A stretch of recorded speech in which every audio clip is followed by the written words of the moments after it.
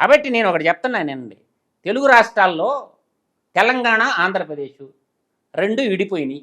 రెండు విడిపోయినప్పుడు 2014-15 ఆంధ్రప్రదేశ్ రెవెన్యూ వసూళ్ళు దాదాపుగా 65,695 కోట్లు ఉన్నాయి. తెలంగాణ రెవెన్యూ వసూలు 51,000 కోట్లు. కాబట్టి ఆంధ్రాకి రెవెన్యూ వసూలు ఎక్కువ ఉన్నట్ట, తెలంగాణకు ఉన్నట్ట? ఆంధ్రప్రదేశ్కి ఎక్కువ ఉంది. నేను చంద్రబాబు నాయుడు పీరియడ్ చెప్తున్నా. 2015-16లో రెవెన్యూ వసూలు వచ్చి 88,648 కోట్లు ఉన్నది. తెలంగాణ రెవెన్యూ వసూలు వచ్చి 76,134 కోట్లే. తర్వాత అదే రెవెన్యూ వసూలు చంద్రబాబు నాయుడు పీరియడ్లో 2016-17లో నియర్ బై 99,000 కోట్లు. తెలంగాణకు వచ్చేసరికి 82,818 కోట్లు. అక్కడ కూడా ఎక్కువ ఉంది. ఆంధ్ర ఎక్కువే ఉంది. తర్వాత 2017-18లో 105,063 కోట్లు రెవెన్యూ వసూలు. ఆంధ్రప్రదేశ్ గవర్నమెంట్కు, తెలంగాణ గవర్నమెంట్కి వచ్చేసరికి 88,824 కోట్లు. తర్వాత 2018-19 వచ్చేసరికి రెవెన్యూ వసూళ్ళు వచ్చేసరికి 114,168 కోట్లు. తెలంగాణకు వచ్చేళ్ళకే 1,01,000 కోట్లు. అంటే ఎవరు పరిపాలన? ఒక్క ట్యాక్సులు పెంచకుండా, ఏ విధమైనటువంటి పన్నులు పెంచకుండా, కరెంటు ఛార్జీలు పెంచకుండా 5 ఏళ్ల పాటు ఇంక్రీజింగ్ అవుతా వచ్చింది చంద్రబాబు నాయుడు పీరియడ్. ఒక జగన్మోహన్ రెడ్డి పీరియడ్ తీసుకుంటే ఇప్పుడు 2019 నుంచి 2023 డిసెంబర్ దాకా కాగ్ లెక్కలే చెప్తున్నా, నా సొంత కవిత్వం కాదు ఇది, కంట్రోల్ ఆడిట్ జనరల్ లెక్కలే చెప్తున్నా నేను. 2019-2020లో 1,11,034 కోట్లు. తెలంగాణ ఎంతో చెప్పనా? 1,02,000 కోట్లు చేరుకున్నది. ఇక్కడ చూడండి, 2020-21 1,17,136 కోట్లు. తెలంగాణ రెవెన్యూ వసూలు 99,000 అంటే 1,00,000 కోట్లు.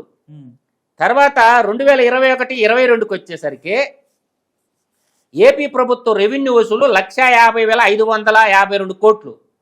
తెలంగాణ వచ్చేసరికి 1,27,468 కోట్లు. 2022-23కి వచ్చేసరికి ఇది బాగా గుర్తుపెట్టుకోవాలా, 2022-23 ఆర్థిక సంవత్సరంలో 1,58,282 కోట్లు. తెలంగాణ ఎంత చెప్పనా? 1,59,349 కోట్లు. తర్వాత చూడండి, 2023-24 డిసెంబర్, నిన్న డిసెంబర్ నాటికి 1,19,125 కోట్లు. తెలంగాణ వచ్చి 1,25,000 కోట్లు.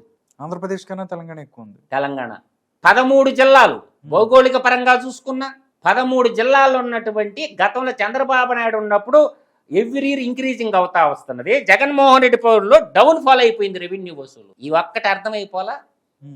ఈ ఒక్కటి పెట్టి అర్థమైపోతుంది కదా గ్రోత్ అనేది. ఏ రంగం తీసుకున్నా నేననేది ఇదే కాదు. స్టాంపుల రిజిస్ట్రేషన్ కాలం తీసుకోండి. స్టాంపుల రిజిస్ట్రేషన్ కాలం తీసుకుంటే మనకి 2014-15లో 2,558 కోట్లు. తెలంగాణ వచ్చి 2,175 కోట్లు. తర్వాత 2015-16 వస్తే 3,582 కోట్లు. ఆంధ్రప్రదేశ్ 3,105 కోట్లు.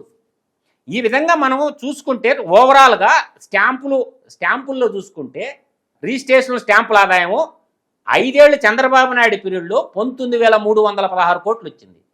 జగన్మోహన్ రెడ్డి కాలానికి వచ్చేసరికి 18,648 కోట్లు వచ్చింది.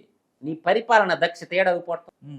తర్వాత ఇంకొక లెక్క చెప్తా. జగన్మోహన్ రెడ్డి, ఇది చంద్రబాబు నాయుడు కాలం, అది చంద్రబాబు నాయుడు పీరియడ్, రాష్ట్ర పునర్విభజన. ఇప్పుడు అదే జగన్మోహన్ రెడ్డి ప్రస్తుత పీరియడ్లో ఈ 5 సంవత్సరాల కలిపి 33,604 కోట్లు స్టాంపులు రిజిస్ట్రేషన్. తెలంగాణ ఎంత చెప్పనా? 50,000 కోట్లు. రైట్ ఫిగర్ 49,169 కోట్లు. రైట్ ఫిగర్ ఎంత?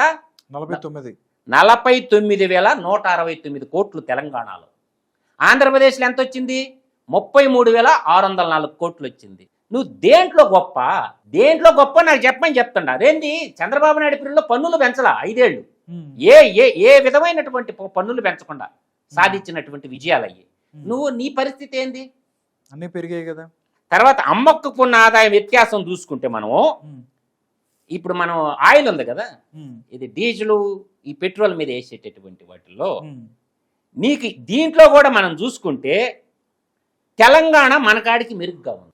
అంటే ఈ రకంగా మనం చెప్పుకుంటూ పోతే